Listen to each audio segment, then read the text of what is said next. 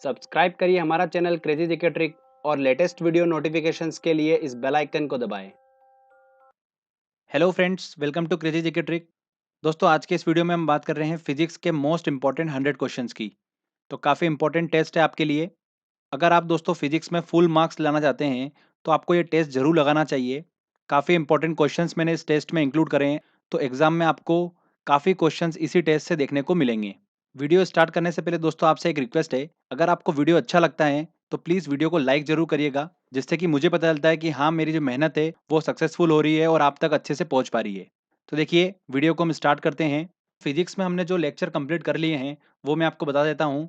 अगर आपने इनमें से कोई लेक्चर नहीं देखा है तो डिस्क्रिप्शन में मैंने इनकी लिंक दे रखी है, आप वहां से वो वीडियो देख सकते हैं। और इन सारे लेक्चर्स को देखने के बाद ही आप टेस्ट लगाएंगे, आप आसानी से सारे क्वेश्चन सॉल्व कर पाएंगे। तो देखिए, लाइट वाला लेक्चर हमने कंप्लीट कर रखा है, हीट वाला, साउंड वाला, आधुनिक विज्ञान मॉडर्न फिजिक्स हमने कंप्लीट कर रखी है, इलेक्ट्रिसिटी में ट्रांसफार्मर, एसी डीसी रेक्टिफायर, और अच्छे से हमने पूरा विद्युत कंप्लीट करा है।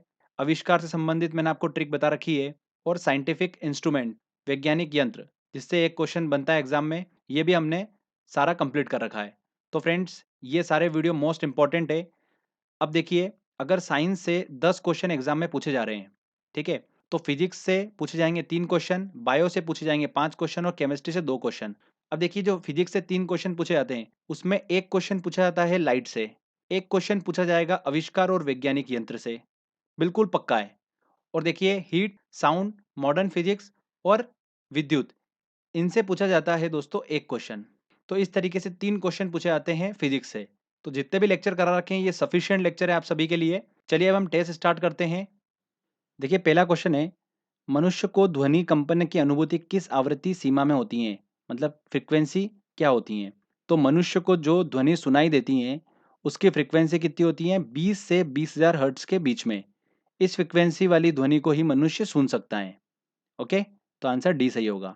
काले वस्त्रों के मुकाबले श्वेत वस्त्र शीतल क्यों होते हैं, मतलब सफेद कपड़े ठंडे क्यों होते हैं। क्यों होते हैं कि सफेद कपड़ों पे जो प्रकाश पहुंचता है रिफ्लेक्ट कर देता है उसको, तो उनके पास जो भी प्रकाश पहुंचता है उसे वे परावर्तित कर देते हैं, रिफ्लेक्ट कर देते हैं। तो बी आंसर सही होगा। निम्नलिखित में से कौन सर्वोत्तम विद्युत चालक है। देखिए, सर्वोत्तम विद्युत चालक, गुड कंडक्टर है, कौन है। सबसे अच्छा विद्युत का चांदी होती है सबसे अच्छी विद्युत की चालक। परमाणु के नाभिक में होते हैं, परमाणु के नाभिक में क्या होते हैं, प्रोटॉन और न्यूट्रॉन होते हैं, और इसकी बाहरी कक्षा में क्या घूमता है, इलेक्ट्रॉन घूमता है। तो ध्यान रखिएगा, परमाणु के नाभिक में क्या होते हैं, प्रोटॉन और न्यूट्रॉन होते हैं, और जो प्रोटॉन की संख्या होती है वही उसकी परमाणु संख्या होती है। तो ये ध्यान रखना, बेसिक है, पता होना चाहिए हमको। पायरोमीटर किसके मापन में प्रयोग किया जाता है। काफ़ी इंपॉर्टेंट क्वेश्चन है, एग्जाम में काफ़ी बार पूछा गया क्वेश्चन है ये, एसएससी में भी पूछा गया है 2 से 3 बार। तो ये यूज़ किया जाता है उच्च ताप के लिए। तो सी आंसर सही होगा। प्रकाश वर्ष का मात्रक है। देखिए, प्रकाश वर्ष किसका मात्रक है, दूरी का मात्रक है। दो तारों के बीच की दूरी कितनी है, तो वो प्रकाश वर्ष में बताई जाती है, तो दूरी का मात्रक है। ओके, नेक्स्ट क्वेश्चन लेते हैं। एक तालाब के तल पर रखा हुआ एक पत्थर उच्च बिंदु पर रखा हुआ प्रतीत होता है, मतलब थोड़ा सा ऊपर उठाई देता है, ऐसा किसके कारण होता है। तो देखिए, प्रकाश वाले लेक्चर में मैंने आपको बताया था कि जब प्रकाश एक माध्यम से दूसरे माध्यम में जाता है तो ये उसका अभिलंब है, तो वो अभिलंब की ओर झुक जाता है। ऐसा क्या होता है, प्रकाश का अपवर्तन कहलाता है। क्या कहलाता है, प्रकाश का अपवर्तन, रिफ्रैक्शन कहलाता है। तो जब भी एग्जाम में ऐसा क्वेश्चन आता है कि कोई ऑब्जेक्ट है वो उसकी वास्तविक पोजीशन से थोड़ा सा ऊपर उठाई देता है, इस तरीके से कुछ भी क्वेश्चन आता है, तो फ्रेंड उसका आप आंसर लगाएंगे प्रकाश का अपवर्तन। ध्यान रखिएगा, प्रकाश का अपवर्तन उसका सही आंसर होगा, रिफ्रैक्शन। तो डी आंसर सही होगा। प्रत्यावर्ती धारा को दिष्ट धारा में किसके द्वारा बदला जाता है। एसी करंट को डीसी में किसके द्वारा बदला जाता है, रेक्टिफायर के द्वारा। बहुत से लोग गलत करके आते हैं, ट्रांसफार्मर क्लिक कर देते हैं। ट्रांसफार्मर का काम ये नहीं होता है, ट्रांसफार्मर का काम क्या होता है, ये क्या करता है, एसी वोल्टेज को बढ़ाने घटाने का काम करता है, स्टेप अप स्टेप डाउन करने का काम करता है ट्रांसफार्मर। जबकि एसी को डीसी में कन्वर्ट करने का काम कौन करता है, रेक्टिफायर करता है। तो आंसर क्या होगा, बी आंसर बिल्कुल सही होगा। एक भारी नाभिक के हल्के नाभिक में टूटने की प्रक्रिया को क्या कहते हैं, नाभिकीय विखंडन कहते हैं। अगला क्वेश्चन लेते हैं। वायु में ध्वनि की चाल 332 मीटर पर सेकंड होती है, यदि दाब बढ़ाकर दुगना कर दिया जाए तो ध्वनि की चाल होगी। देखिए, ध्वनि की जो चाल होती हैं वो दाब पे डिपेंड नहीं करती हैं। तो दाब चाहे बढ़ा लो, दुगना कर लो, तिगुना कर लो, ध्वनि की चाल वही की वही रहेगी। तो आंसर क्या होगा? 332 मीटर पर सेकंड। क्रिकेट की गेंद को किस कोण से मारा जाना चाहिए ताकि वह अधिकतम दूरी तक जा सके? तो किस डिग्री पे मारना चाहिए? 45 डिग्री के एंगल पे मारना चाहिए, जिससे कि वो अधिकतम दूरी तक जा सकेगी। प्रकाश के चिकने पृष्ठ से टकराकर वापस लौटने की घटना को क्या कहते हैं? प्रकाश का परावर्तन कहते हैं, रिफ्लेक्शन कहते हैं। वायु की आर्द्रता को मापने के लिए कौन सा यंत्र प्रयोग में लाया जाता है? तो हाइग्रोमीटर यूज किया जाता है। काफी इंपॉर्टेंट क्वेश्चन है और एग्जाम में काफी बार पूछा गया है। हाइड्रोजन बम आधारित होता है, तो हाइड्रोजन बम जो है वो नाभिकीय संलयन पे आधारित होता है। देखिए, दो क्वेश्चन बहुत कंफ्यूज करेंगे आपको, हाइड्रोजन बम और परमाणु बम। हाइड्रोजन बम जो है वो नाभिकीय संलयन प्रक्रिया पर आधारित होता है और परमाणु बम जो होता है वो नाभिकीय विखंडन पर आधारित होता है। तो इन दोनों पे कंफ्यूज मत होइएगा, बार बार एग्जाम में पूछा जाता है ये क्वेश्चन। ध्वनि की तीव्रता मापने की इकाई है, तो डेसिबल है। अगला क्वेश्चन लेते हैं। सूर्य की ऊर्जा उत्पन्न होती है नाभिकीय संलयन द्वारा। ये हम काफी बार डिस्कस कर चुके हैं। गुरुत्वाकर्षण का सिद्धांत किसने दिया है? तो गुरुत्वाकर्षण का सिद्धांत दिया है आइजैक न्यूटन ने। निकट दृष्टि दोष से पीड़ित व्यक्ति के चश्मे में प्रयोग किया जाता है, क्या यूज किया जाता है? अवतल लेंस यूज किया जाता है। आप मेरा प्रकाश वाला लेक्चर देख सकते हो, उसमें मैंने आपको ट्रिक के माध्यम से बता रखा है, आप आसानी से सॉल्व कर पाएंगे। ट्रांसफार्मर प्रयुक्त होते हैं, तो ट्रांसफार्मर का काम क्या होता है? देखिए, एसी वोल्टेज को बढ़ाने घटाने का काम करते हैं, स्टेप अप स्टेप डाउन। तो एसी वोल्टेज का उच्चाई और अपचाई करने के लिए सी आंसर सही होगा। वर्षा की बूंदों की गोलाकार आकृति का कारण है, क्या है? सरफेस टेंशन, पृष्ठ तनाव। दूरबीन का आविष्कार किया था, किसने करा था? गैलीलियो ने दूरबीन का आविष्कार करा था। चलिए अगला क्वेश्चन देखते हैं। निम्न में से किस एक में ध्वनि की चाल सबसे तेज होती है? तो देखिए, मैं आपको बता चुका हूँ, ध्वनि की जो चाल होती है वो ठोस में सबसे ज़्यादा होती है, फिर उसके बाद द्रव में, और सबसे कम होती है गैस में। तो देखिए, वायु, जल, लकड़ी और निर्वात। निर्वात में तो ध्वनि ट्रेवल करती ही नहीं है। लकड़ी जो है वो ठोस है, सबसे तेज जो चाल होगी ध्वनि की वो होगी लकड़ी में। तो सी आंसर सही होगा। हमें वास्तविक सूर्योदय से कुछ मिनट पूर्व ही सूर्य दिखाई देने का कारण है। तो सूर्य देखिए अपनी वास्तविक पोजीशन से थोड़ा सा हट के दिखाई देता है, और ये होता है प्रकाश के अपवर्तन के कारण। बता चुका हूं आपको मैं, रिफ्रैक्शन के कारण। ओके। कार्य का मात्रक है, कार्य का मात्रक क्या है? जूल कार्य का मात्रक है, ये एक अदिश राशि है, स्केलर क्वांटिटी है, ठीक है। इसका मात्रक क्या है? न्यूटन। बिजली के बल्ब का फिलामेंट किस चीज का बना होता है? तो वो बना होता है टंगस्टन का। प्रेशर कुकर में खाना जल्दी पकता है क्योंकि?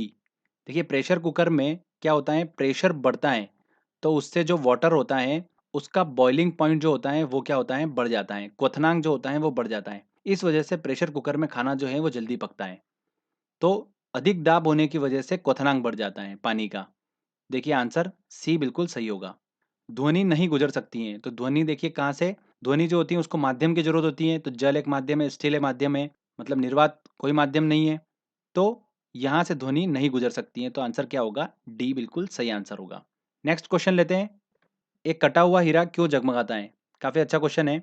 तो हमने पढ़ा था प्रकाश वाले लेक्चर में, पूर्ण आंतरिक परावर्तन क्या होता है?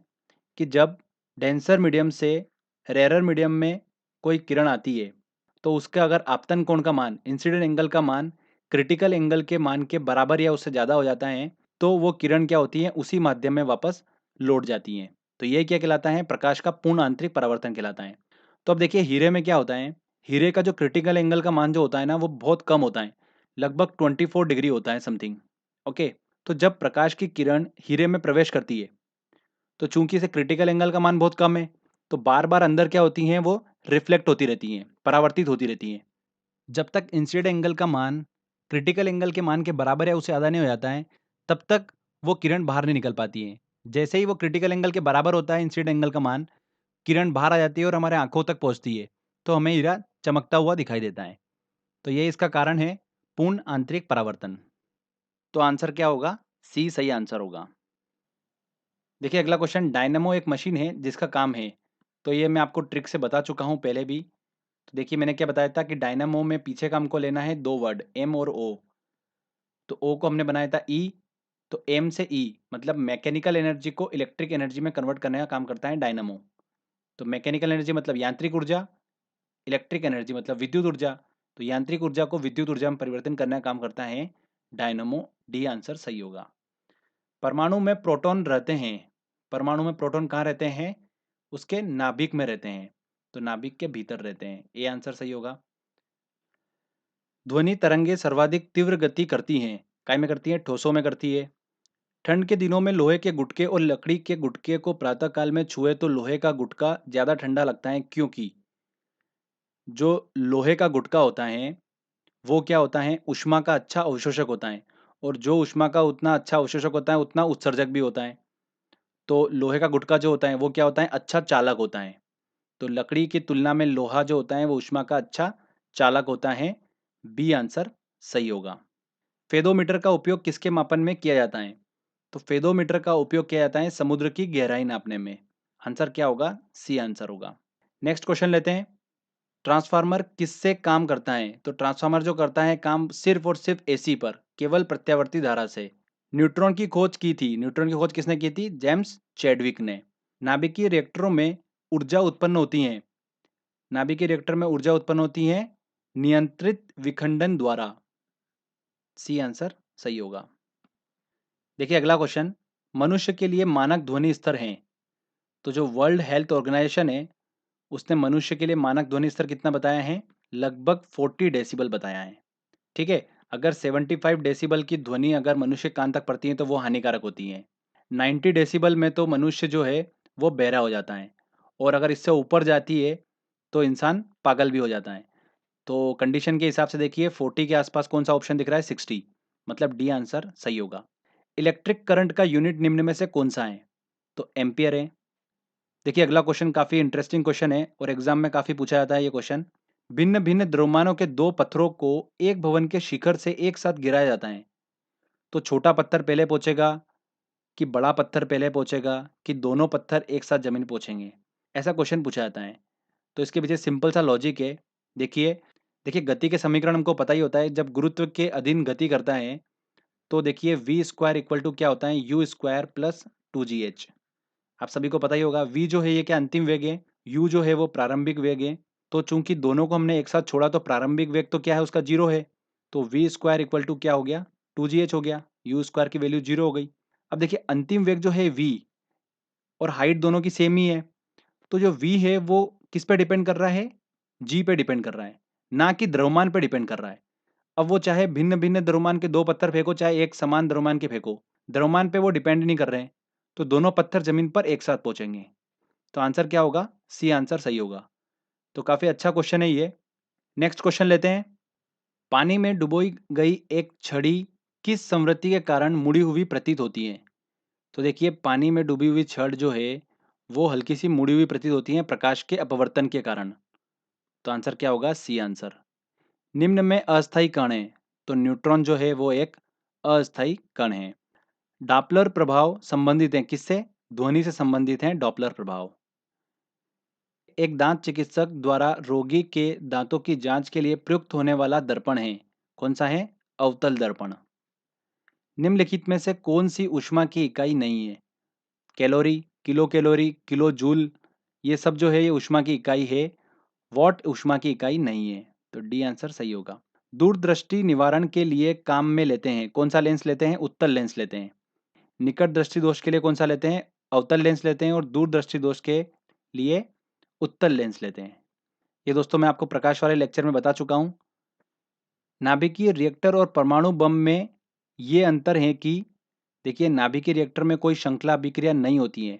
तो मैंने आपको बताया था देखिए मॉडर्न फिजिक्स वाले लेक्चर में कि नाभिकीय रिएक्टर में क्या होता है? श्रृंखला अभिक्रिया होती है, और वो भी नियंत्रित होती हैं। ठीक है, तो नाभिकीय रिएक्टर में श्रृंखला अभिक्रिया नियंत्रित होती हैं, तो बी आंसर बिल्कुल सही होगा। भूकंप की तीव्रता का मापन किया जाता है, रिक्टर पैमाने पर किया जाता है भूकंप की तीव्रता का मापन। और जो यंत्र यूज किया जाता है वो कौन सा है? सिस्मोग्राफ।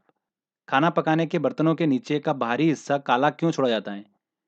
इसलिए छोड़ा जाता है जो काली सतह होती है वो कैसी होती हैं? ऊष्मा की अच्छी अवशोषक होती हैं, इसीलिए खाना पकाने के बर्तनों के नीचे बाहरी हिस्सा जो होते हैं वो काला छोड़ते हैं। तो आंसर क्या होगा? डी आंसर सही होगा। देखिए अगला, किसके कारण आकाश नीला दिखाई पड़ता है? अपवर्तन, परावर्तन, प्रकीर्णन, विक्षेपण। तो स्कैटरिंग, प्रकीर्णन के कारण आकाश नीला दिखाई पड़ता है। सूर्य से आने वाला जो प्रकाश है उसमें जो बैंगनी रंग है उसकी ऊर्जा सबसे ज़्यादा होती है। तो ऊर्जा ज़्यादा होगी तो जैसे वातावरण में पहुँचेगा वो, तो वातावरण में उपस्थित धूल मिट्टी कणों से टकराएगा और बार-बार परावर्तित होगा। इस वजह से क्या होता है, आकाश नीला दिखाई देता है प्रकीर्णन के कारण। ठीक है? वायु शक्ति विंड पावर में ऊर्जा का कौन-सा रूप विद्युत ऊर्जा में परिवर्तित होता है? तो देखिए विंड पावर में बहती हवा का यूज़ करते हैं, तो गतिज ऊर्जा जो होती है, वो विद्युत ऊर्जा में परिवर्तित होती है। तो ए आंसर सही होगा। घरेलू विद्युत उपकरणों में प्रयुक्त सुरक्षा फ्यूज तार उस धातु से बनी होती हैं जिसका प्रतिरोध ज़्यादा हो और गलनांक कम हो। ठीक है, गलनांक कम होगा तो क्या होगा? देखिए मैं आपको बताता हूँ, जैसे कि मान लें सर्किट है, यहाँ पर फ्यूज तार यूज़ कर रखा है, तो जैसे ही शॉर्ट सर्किट हुआ तो क्या होगा? करंट तेज़ी से फ्लो होगा। तो करंट तेज़ी से फ्लो होगा तो यहाँ पे जैसे करंट पहुँचेगा, तो ये चूँकि इसका गलनांक कम है तो क्या होगा? ये तार जो होगा ये गल जाएगा और सर्किट ब्रेक हो जाएगा यहाँ पर। जिससे क्या होगा? जो अप्लायंसेज़ हैं घर में, उनको कुछ भी नुकसान नहीं पहुँचेगा। तो जो फ्यूज़ तार होता है उसकी प्रॉपर्टी क्या होती है? प्रतिरोध जो होता है वो ज़्यादा होता है, गलनांक कम होता है। तो आंसर क्या होता है? बी आंसर सही होगा। और अच्छा फ्यूज़ तार जो होता है वो काय का बना होता है? टीन का बना होता है। ठीक है? तो ये भी ध्यान रखिएगा। देखिए, जब प्रकाश की किरण एक माध्यम से दूसरे माध्यम में जाती हैं, तो इसकी आवृत्ति समान बनी रहती है, तरंगदैर्घ्य बदल जाती है। तो आंसर क्या होगा? बी आंसर सही होगा। पराश्रव्य तरंगे वे ध्वनि तरंगे हैं जिनकी आवृत्ति कितनी होती हैं? 20,000 हर्ट्ज से अधिक होती हैं। इन पराश्रव्य तरंगे को मनुष्य नहीं सुन सकता है, क्योंकि मनुष्य सुन सकता है 20 हर्ट्ज से लेकर 20,000 हर्ट्ज की आवृत्ति वाली ध्वनि तरंगे। तो पराश्रव्य तरंगे ध्वनि तरंगे हैं 20,000 हर्ट्ज से अधिक। वायुमंडलीय दाब को मापने में यंत्र का उपयोग किया जाता है, वो कौन सा है? बैरोमीटर। एसएससी का क्वेश्चन है अभी हाल ही का। नेक्स्ट क्वेश्चन लेते हैं। एक तालाब के किनारे एक मछुआरा मछली को भाले से मारने की कोशिश करता है, उसे निशाना कैसे लगाना चाहिए? तो देखिए ये तालाब है, ठीक है? यहाँ पर मछली है, तो जब वो तालाब में देखता है, तो मछली की जो पोजीशन है, वो उसे हल्की सी ऊपर यहाँ पर दिखाई देती है। ये प्रकाश के अपवर्तन के कारण होता है। तो उसको जहाँ मछली दिखाई दे रही है, उससे नीचे उसको निशाना लगाना होगा, तो सी आंसर सही होगा। परमाणु बम का सिद्धांत आधारित है किस पे? नाभिकीय विखंडन पर। निम्नलिखित में कौन सा ऊष्मा का सर्वोत्तम चालक है? तो देखिए जल भी ऊष्मा का चालक है, पर वो पूछ रहा है सर्वोत्तम चालक कौन सा है? तो पारा सबसे ज्यादा ऊष्मा का चालक होता है। तो बी आंसर सही होगा। अगला क्वेश्चन लेते हैं। एक श्वेत और चिकनी सतह कैसी होती हैं? तो जो श्वेत सतह होती हैं, सफेद सरफेस, वो कैसी होती हैं? ताप की खराब अवशोषक होती हैं और अच्छी परावर्तक होती हैं। तो सी आंसर सही है। एक ट्रेन जैसे ही चलना आरंभ करती है, उसमें बैठे हुए यात्री का सिर पीछे की ओर झुक जाता है, ऐसा कारण है। इसका कारण है क्या है? स्थिरता का जड़त्व। प्रकाश के विद्युत चुंबकीय स्वरूप की खोज किसने की थी? तो प्रकाश के विद्युत चुंबकीय स्वरूप की खोज किसने करी है? मैक्सवेल ने। फाउंटेन पेन के आविष्कारक कौन थे? तो वाटरमैन फाउंटेन पेन के आविष्कारक थे। निम्नलिखित में से कौन सी सदिश राशि है? तो सदिश राशि क्या होती है कि वह भौतिक राशि जिनमें परिणाम और दिशा दोनों ही हो, उसे ही हम बोलते हैं सदिश राशि। ओके।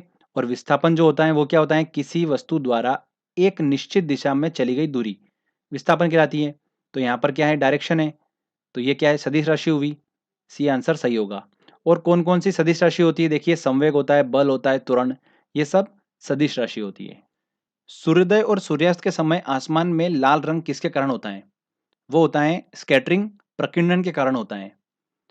देखिए पृथ्वी और सूर्य के बीच में सूर्योदय और सूर्यास्त के समय जो डिस्टेंस होती है वो ज़्यादा होती है, और उस समय जो प्रकाश आता है उसमें लाल रंग का जो प्रकाश है उसकी तरंगदैर्घ्य चूंकि ज़्यादा होती है, तो वही पृथ्वी तक पहुंच पाता है। कम तरंगदैर्घ्य वाला जो प्रकाश है, बैंगनी रंग हुआ, ये कम तरंगदैर्घ्य वाले प्रकाश हैं, तो ये क्या होते हैं? पृथ्वी तक नहीं पहुंच पाते हैं। तो लाल रंग का जो प्रकाश होता है वो पृथ्वी तक पहुंच पाता है, जो कि वातावरण में उपस्थित धूल मिट्टी कणों से टकराता है और परावर्तित हो जाता है, जिस वजह से क्या होता है? हमें आसमान लाल रंग का दिखाई देता है। तो प्रकीर्णन के कारण होता है वो, स्कैटरिंग के कारण। समझ में आया आपको? अगला क्वेश्चन लेते हैं।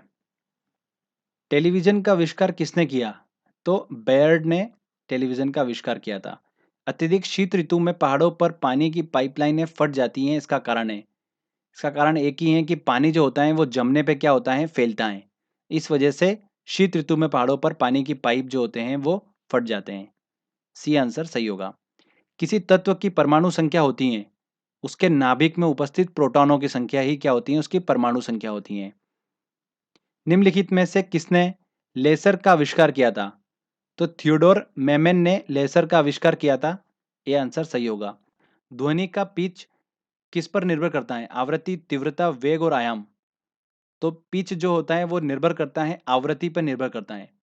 आवृत्ति ज्यादा होगी, पिच ज्यादा होगा, आवाज उतनी ही तीक्ष्ण होगी। अगला देखिए, वाहनों के अग्रदीपों में किस प्रकार के दर्पण का प्रयोग किया जाता है? तो परवलयी दर्पण का प्रयोग किया जाता है वाहनों के अग्रदीपों में। नेक्स्ट क्वेश्चन लेते हैं। पेनिसिलिन के आविष्कारक कौन थे? एलेक्जेंडर फ्लेमिंग, आप सभी को पता ही है। गर्मी के दिनों के दौरान मिट्टी के बर्तनों में रखा पानी ठंडा हो जाता है निम्न प्रक्रिया के कारण। किस कारण से होता है? वाष्पीकरण के कारण होता है। कैसे? देखिए, मिट्टी का बर्तन होता है, ठीक है, जब इसमें पानी भरा जाता है तो यहाँ पर देखिए इसकी सरफेस पे छोटे छोटे असंख्य क्या होते हैं, छिद्र होते हैं। इसमें से पानी जो रीस करके आ जाता है इसकी बाहरी सरफेस पे आ जाता है। ये जो रिसा हुआ पानी जो होता है यहाँ से वेपराइज हो जाता है, वाष्पीकृत हो जाता है। तो जैसे वाष्पीकृत होता है तो जो बाहर की सरफेस है उसको क्या करता है, ठंडा कर देता है। तो वाष्पीकरण के कारण ऐसा होता है, ठीक है, कि मिट्टी के बर्तन में रखा पानी ठंडा होता है। विद्युत ऊर्जा को यांत्रिक में बदलने की युक्ति है। देखिए, विद्युत ऊर्जा को यांत्रिक में बदलने की युक्ति है विद्युत मोटर। सी आंसर सही होगा। नेक्स्ट क्वेश्चन लेते हैं। यदि किसी प्रतिरोध तार को लंबा किया जाए तो उसका प्रतिरोध, तो प्रतिरोध जो होता है रेजिस्टेंस समानुपाती होता है तार की लंबाई के। तो तार की लंबाई अगर बढ़ाई जाएगी तो प्रतिरोध क्या होगा, बढ़ेगा। तो आंसर क्या होगा, ए सही होगा। एनीमोमीटर से निम्नलिखित में से किसका मापन किया जाता है? तो पवन वेग का मापन किया जाता है एनीमोमीटर से। काफी अच्छा क्वेश्चन है। सबसे कम तरंगदैर्घ्य वाला प्रकाश होता है, तो देखिए सबसे ज्यादा तरंगदैर्घ्य होती है लाल रंग की, सबसे कम किसकी होती है, बैंगनी रंग की। तो ध्यान रखिएगा। नेक्स्ट क्वेश्चन लेते हैं। राष्ट्रीय विज्ञान दिवस मनाया जाता है, कब मनाया जाता है? 28 फरवरी को मनाया जाता है राष्ट्रीय विज्ञान दिवस। फोटोन किसकी मूलभूत यूनिट है? तो प्रकाश की यूनिट है। चालक का विद्युत प्रतिरोध किससे स्वतंत्र होता है? तो देखिए, जो प्रतिरोध होता है, रेजिस्टेंस होता है, वो दाब से स्वतंत्र होता है। तापमान, अनुप्रस्थ, परिच्छेद क्षेत्र, लंबाई, इन सब पे डिपेंड करता है। दाब से क्या होता है, वो स्वतंत्र होता है प्रेशर से। तो आंसर क्या होगा, बी आंसर सही होगा। अगला क्वेश्चन लेते हैं। निम्नलिखित में से किसने एक्स किरणों का आविष्कार किया था? तो किसने करा था? रॉन्टजन ने। अब देखिए अगला क्वेश्चन। निम्नलिखित में से किसमें उच्चतम ऊर्जा होती है? किसमें होगी? जिसकी तरंगदैर्घ्य सबसे कम होगी उसकी ऊर्जा ज्यादा होगी। तो देखिए, बेजानी हपीनाला हमारा ट्रिक था। तो बे से बैंगनी, बैंगनी की सबसे ज्यादा ऊर्जा होगी।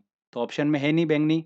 उसके बाद जामुनिया, जामुनिया भी नहीं है, तो बेजानी, उसका आता है नीला। तो नीला ऑप्शन में है, तो आंसर क्या लगेगा, नीला लगेगा।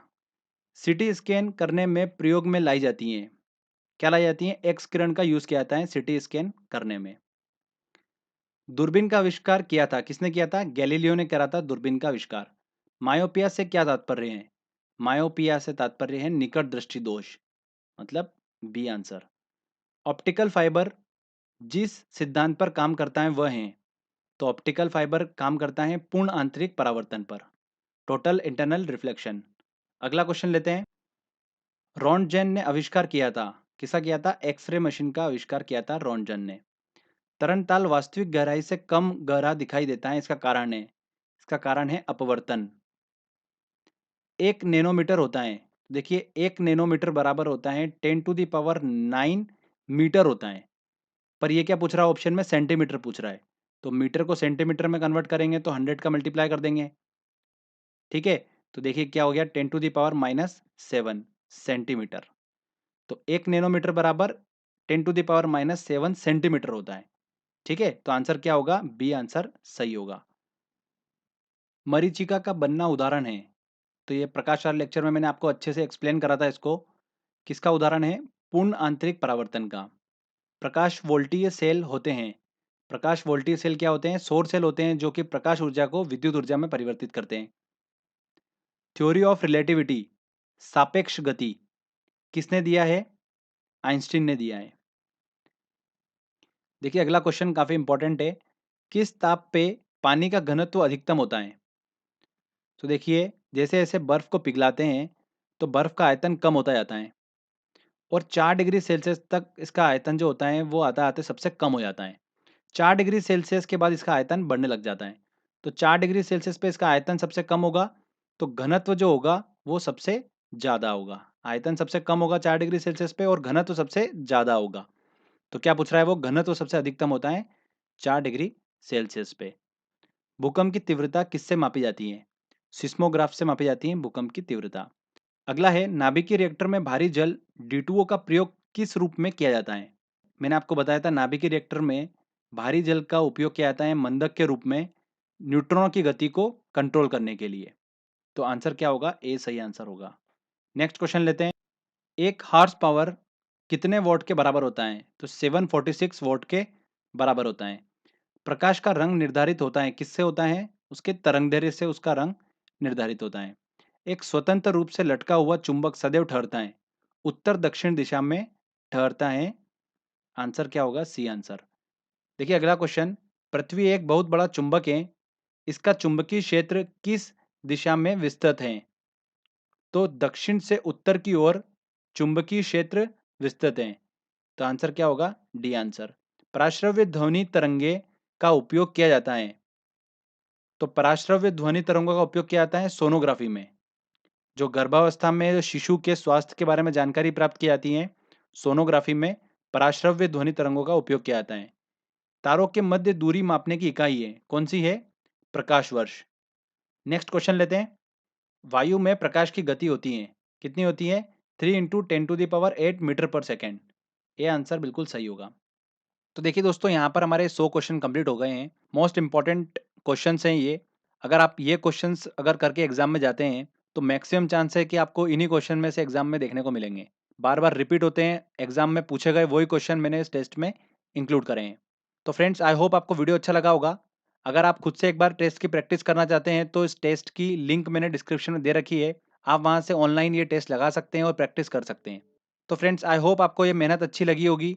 अगर मेहनत अच्छी लगी है तो प्लीज़ वीडियो को लाइक करिए, शेयर करिए और कमेंट करके बताइए वीडियो कैसा लगा। अगर आपने अभी तक चैनल को सब्सक्राइब नहीं करा है तो प्लीज़ सब्सक्राइब भी कर लीजिए, क्योंकि इस तरीके के वीडियो जब भी मैं अपलोड करूँगा आपको उसका बेनिफिट मिलता रहेगा। तो फ्रेंड्स, मिलते हैं अगले वीडियो में। जय हिंद, जय भारत।